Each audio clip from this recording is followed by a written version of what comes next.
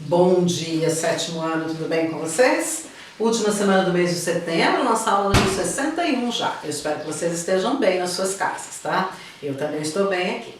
Pessoal, nós vamos continuar lá no livro de leitura e produção de texto, na página 137. Só para relembrar o que nós já vimos, olha o texto 2, né? O texto 1 falava também sobre a questão do meio ambiente. O texto 2 tem aquela ampulheta em que a árvore parece que está virando pó, parece não, ela está virando um pó, né? Mostrando que se nós não agimos brevemente, né, com pressa, se nós não agimos desde ontem, a questão das árvores, a questão das florestas no Brasil estará comprometida, certo? Fizemos esses exercícios e agora nós vamos na página 137, no exercício 4, tá? O exercício 4 fala sobre a questão do logotipo, olha. Observe o logotipo do texto 2 e responda as questões. O que é logotipo? Logotipo é o símbolo utilizado para representar uma empresa, um produto, uma marca, uma instituição pública. Então, se você pensar assim, então quando eu falo, por exemplo, de Nike, eu vou lembrar daquele logotipo que parece assim um raio, alguma coisa, né? Quando eu falo, por exemplo, a palavra Coca-Cola, eu vou me lembrar daquela letra, né? Coca-Cola. Então, esse é o logotipo, um desenho que remete à marca, tá? Um símbolo utilizado para representar uma empresa. Aqui, a empresa que patrocinou essa propaganda aqui, olha, tá? A empresa chama-se o quê? Greenpeace, tá aqui no cantinho, aqui embaixo, tá? Green é verde e peace é paz. Então, se você tiver uma tradução, você vai ter assim a Paz Verde. É uma ONG que luta pelo meio ambiente dos países, é uma ONG mundial, tá? www.greenpeace.org.br, certo? Agora, qual instituição ele representa? Então, esse logotipo aí é de qual instituição? Da Greenpeace. Certo? Deixa eu fazer uma bonitinha aqui que ficou meio feio. Greenpeace. Certinho?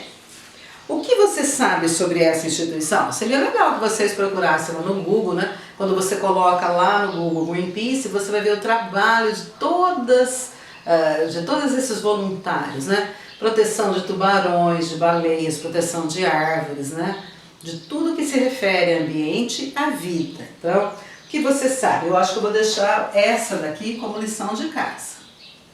Você vai fazer como lição de casa uma pesquisa sobre Greenpeace. Depois eu coloco lá naqueles slides que eu preparo sempre para vocês.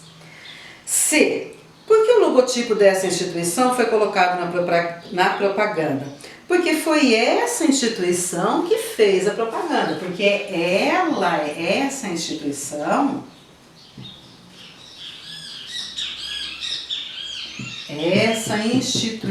Greenpeace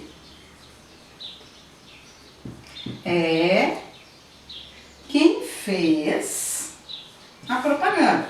Então foi ela que idealizou, foi ela que mandou colocar nas revistas, consequentemente foi ela que pagou para essa colocação, porque você sabe que o espaço de uma revista, de um jornal, o espaço na televisão, o espaço no rádio, mesmo em sites, né? Tudo isso custa dinheiro. Então foi essa organização que fez essa propaganda, tá? 5. Em sua opinião, essas propagandas institucionais conseguem chamar a atenção do leitor e atingem seu objetivo? Convencer esse leitor a tomar uma atitude em relação aos problemas ambientais? Por quê? Então, é uma resposta pessoal, tá? Mas eu acho que a gente poderia colocar uma resposta em comum, assim, ó. Essas propagandas ajudam a pessoa a ter a consciência sobre um assunto? Eu creio que sim, né? Pelo menos elas tentam, né? Sim. Essas propagandas tentam fazer com que as pessoas tenham consciência ecológica, né? Às vezes a pessoa aí nem sabe muito sobre o assunto, Mas ela vendo essa publicação, por exemplo, na internet, num livro, numa revista, ela pode começar a pensar, nossa, é mesmo, né? Se a gente não tomar cuidado com as árvores, pode ser que elas acabem morrendo. Ou se for, por exemplo, uma propaganda sobre o combate ao fumo, então vê aquela foto lá no maço de cigarro, a pessoa fala, nossa, né? Não quero ficar desse jeito não, né? Com um tubo, morrendo numa cama do hospital por causa do consumo de cigarro. Então, essas propagandas ajudam as pessoas a terem uma consciência sobre um determinado assunto, certo? Pelo menos é o que ela se propõe. Então tá. Gente, lá na página 138 nós temos o assunto pontuação. O emprego dos sinais de pontuação na expressão escrita da língua segue a regras determinadas. Isso. Tem aluno que acha que a vírgula a gente vai colocando em qualquer lugar. Não, existem regras, né? E mais uma regrinha, o ponto final não caiu de moda. Eu recebo muitas tarefas de casa, algumas digitadas, algumas escritas à mão, em que o aluno escreve a resposta, mas ele não coloca o quê? Ele não coloca o ponto final. Gente, ponto final não caiu de moda. Ele ainda existe. Mesmo em tempos de WhatsApp, em que todo mundo tem pressa em digitar e mandar mensagem, se comunicar, o ponto final não caiu. Se você não usa no WhatsApp, é uma opção. O WhatsApp é uma linguagem informal, uma linguagem apressada, ela permite que você abrevie, que você faça muitas alterações na língua. Mas a linguagem formal da língua, na linguagem formal, o ponto final não existe, tá? Então vamos lá. A pontuação auxilia a traduzir para a escrita aquilo que na fala encontra-se subentendido ou é executado por meio de outros procedimentos linguísticos. Cada um dos sinais de pontuação auxilia no estabelecimento das relações lógicas na construção do texto. E além disso, tem efeitos de sentido decorrentes do seu uso. Sim, dependendo do lugar da vírgula, você pode mudar o significado inteiro de uma frase, tá? Então, quando ele fala assim, tem efeitos de sentido, sim, você pode mudar o sentido de uma frase mudando uma vírgula de lugar. 1. Releia a seguir trechos da entrevista com Tiago de Mello e atente-se para o uso dos sinais de pontuação. Explique o porquê do uso de cada sinal de pontuação e efeito de sentido produzido por ele. A. Para você que vive no meio da floresta, qual é a gravidade da situação da Amazônia? Aí você tem lá. O ponto de interrogação foi empregado por quê? Porque indica uma pergunta, né? Então você tem aí o porquê, porque indica uma pergunta para quem?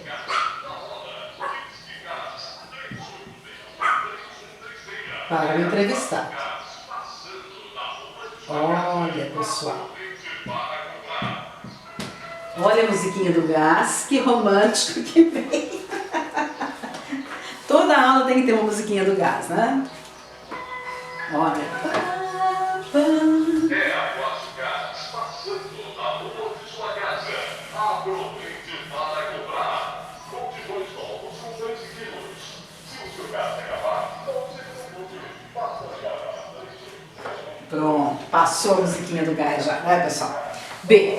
Nos anos 1970, estive exilado na Europa. Então, por que existe uma vírgula ali depois de 1970? Então, nos anos de 1970, vírgula, estive exilado preso, né? Quando você é preso em um outro país, você está exilado. A vírgula foi empregada por quê? Porque separa a informação do tempo que aconteceu com a ação. Então, vamos colocar isso bem bonitinho no caderno. Essa é a aula 1B.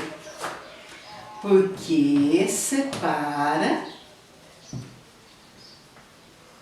o tempo da ação. Então, uma parte é o tempo e a outra parte é a ação. Então, quando que aconteceu? Nos anos 1970, vírgula. Se fosse assim, no ano passado, vírgula. Há muito tempo atrás, vírgula. Semana passada, vírgula. Então, você tem que separar a ideia do tempo com a ideia da ação. É o que foi feito aqui. Letrinha C. Eu nasci na floresta, sou filho da floresta. Por que a vírgula foi empregada aqui? Porque ela está separando duas orações, duas informações. Qual a primeira informação? Eu nasci na floresta. Segunda, sou filho da floresta. Então você tem aí dois verbos, duas informações e a vírgula está sendo usada para separar uma oração da outra. Então aqui, olha, a vírgula foi empregada porque separa uma oração da outra. Então veja, a vírgula tem vários usos, tá? Você vai separar o tempo, vai separar um verbo do outro, uma ação da outra. D. Eu consagro minha vida a causas muito difíceis. A principal é a construção de uma sociedade solidária, ou seja, a eliminação cada dia mais extensa e intensa das grandes diferenças sociais. Esse trechinho aí ele explica, né? Que ele quer que as diferenças sociais sejam diminuídas. O que é a diferença social? É a pirâmide, né? Lembra-se a pirâmide social que vocês já estudaram em outras matérias? Aqui a gente divide, né? Como é que a gente divide aqui? Assim, assim, e só um pedacinho aqui.